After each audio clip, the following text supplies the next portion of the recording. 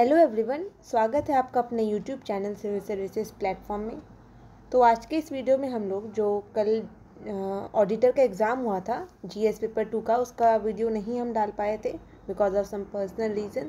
तो उसका वीडियो आज अपलोड करके डाला जा रहा है। तो आप यहाँ देख सकते हैं कि किस टाइप के क्वेश्चन आए हैं। बहुत ही डायनामिक क्वेश्चन है। डायरेक्ट आंसर आपको ना लक्ष्मीकांत से मिलेगा, ना ही आपको एनसीईआरटी से। आपको एक एनालिटिकल अप्रोच अपना करके ही इसे आंसर करना होगा। तो चलिए हम लोग इसे देखते हैं। तो देखिए, पहला क्वेश्चन था यहाँ फंडामेंटल राइट और डीपीएसपी। बट आप ये अगर सोच रहे कि आप आर्टिकल याद करके कर लोगे, ऐसा नहीं होगा, क्योंकि यहाँ पूछा गया है कि are fundamental rights and DPSP complementary and supplementary to each other, give reason in support of your answer.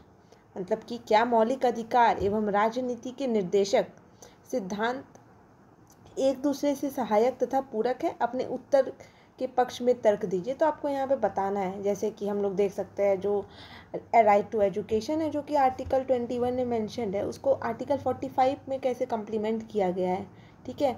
या फिर अगर वहाँ कुछ नहीं है तो उसको यहाँ सप्लीमेंट किया गया। जैसे विमेन के बारे में बात किया गया है, बट उसको कैसे बेनिफिट दिया जाएगा वो तो वहाँ नहीं है ना फंडामेंटल राइट में, that is in the DPSP, ठीक है। तो वो सब फिर कैसे कैसे एक तरह से जो फंडामेंटल राइट है वो पॉलिटिकल राइट्स के बारे में बात करता है, और वहीं पर जो डीपीएसपी है वो आपका सोशल और इकोनॉमिक राइट्स के बारे में बात करता है, ठीक है। तो ऐसा ही आप लोग को इसमें आंसर लिखना है। थोड़ा अच्छा क्वेश्चन माना जाता है इसको। फिर नेक्स्ट क्वेश्चन है कि due to the coalition politics the economic liberalisation federalism has become a key feature in the Indian political system. Comment कि गठबंधन की राजनीति तथा आर्थिक उदारीकरण के कारण संघवाद भारतीय राजनीति प्रणाली की प्रमुख विशेषता बन गया है। टिप्पणी कीजिए। आपको कमेंट करना है कि कैसे कोलिशन पॉलिटिक्स आने के बाद और इकोनॉमिक लिबरलाइजेशन आने के बाद फेडरलिज्म बहुत ज़्यादा एक इम्पॉर्टेंट फीचर, क्योंकि यहाँ पे ही आ जाता है कि दो पॉलिटिकल पार्टीज़ का मतलब गेम हो जाता है। मतलब 2-3 आते हैं पॉलिटिकल पार्टी, जब मेजॉरिटी नहीं बनता है फिर फेडरलिज्म को कैसे अप्रोच किया जाएगा, क्योंकि यहाँ पे फिर आपका फाइनेंस कमीशन का रोल आ जाता है, फिर अलग अलग बॉडीज़ का रोल आ जाता है, ठीक है। फिर नेक्स्ट क्वेश्चन है, by and large the Indian political parties have more pragmatic than ideological has become more pragmatic than ideological, which makes the party boundaries highly flexible and permeable. Comment.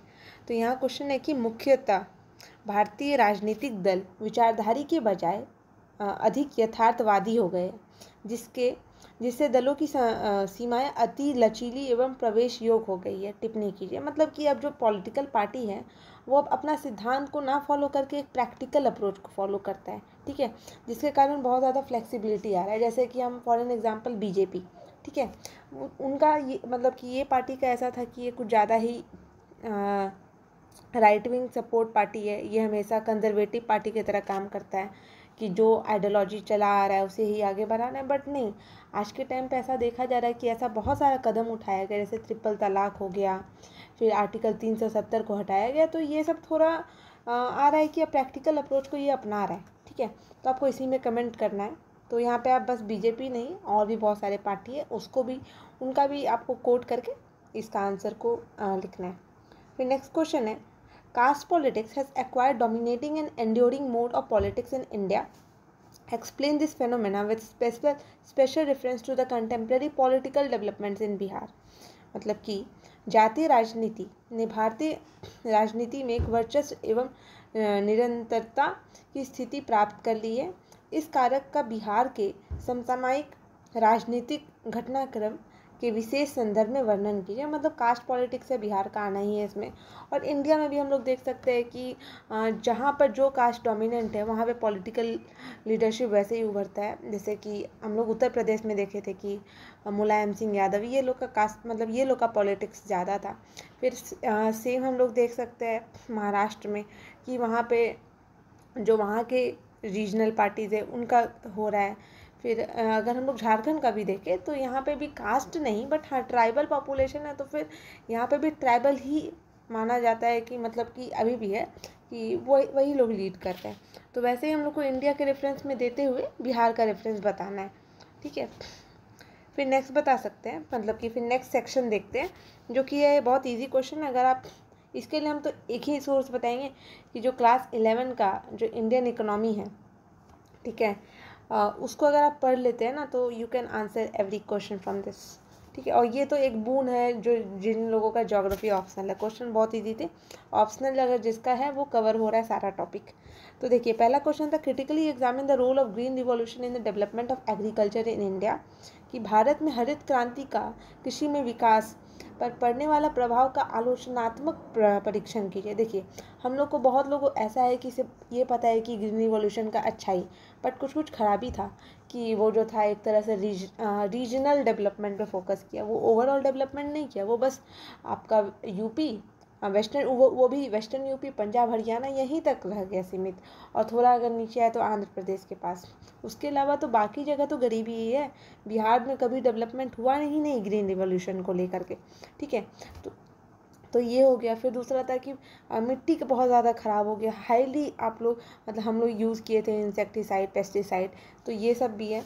तो ये सब एक तरह से जो है इसका मतलब ख़राब है, मतलब नेगेटिव पॉइंट्स है। तो इसलिए हम लोग इसमें वे फॉरवर्ड में लिख सकते हैं कि for this we are now moving towards sustainable agriculture, climate resilient, climate smart agriculture and even ever green revolution is being carried out, ठीक है, ये सब। And also we need a second green revolution, या फिर यहाँ पे हिंदू में भी एक ऐसा आर्टिकल था दैट वी नीड मतलब same form of revolution as it was in the white revolution, जो कि दूध क्रांति हुआ था, ठीक है, वैसा ही हम लोग को चाहिए। फिर नेक्स्ट क्वेश्चन है, population growth is both blessing and curse. तो आपको यहाँ बताना पॉपुलेशन ग्रोथ में अगर आप स्किल को बढ़ाते हो तो कितना अच्छा होगा, और अगर आप वैसा ही अगर पॉपुलेशन को लेथार्जिक बना दिए हो तो वो तो कर्स ही बनेगा ना। फिर elaborate it with suitable Indian examples. फिर देखिए अब कितना क्वेश्चन डायनेमिक हो रहा है।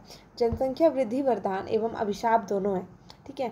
भारत के परिप्रेक्ष्य में महत्वपूर्ण उदाहरण द्वारा इस कथन की समीक्षा कीजिए, ठीक है। आपको वो बताना है इंडियन पर्सपेक्टिव में क्या इसका आप एग्जाम्पल दे करके आप दे सकते हैं।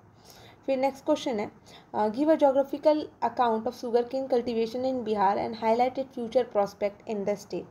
तो यहाँ पे आपको मैप बनाना बहुत ज़रूरी है और आपको वो वाला पोर्शन दिखाना है, खास करके जो चंपारण वाला इलाका है, गोपालगंज, सारण, क्योंकि यहाँ पर शुगर केन का कल्टीवेशन बहुत ज़्यादा होता है।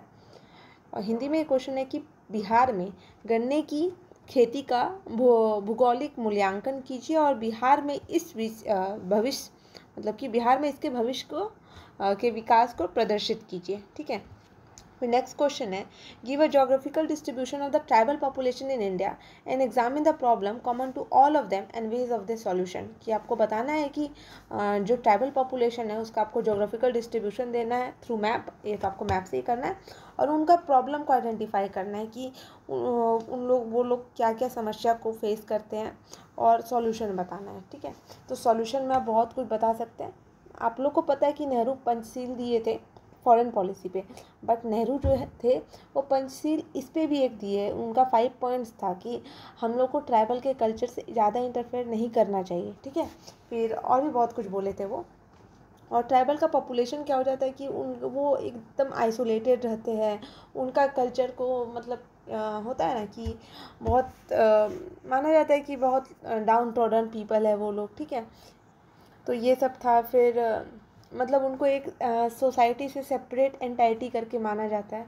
फिर एजुकेशन का कमी है, नक्सलिज्म इसका उन लोगों का प्रॉब्लम है, तो ये सब आप कॉज मतलब प्रॉब्लम्स लिख सकते हैं। फिर सेक्शन 3 है, इसमें पहला क्वेश्चन है, India has indulged in concurrently with the world in the field of the space research with the quest that what are the challenges and disadvantages in the near future in doing so. In this context, frame in detail your logical explanation and discuss it.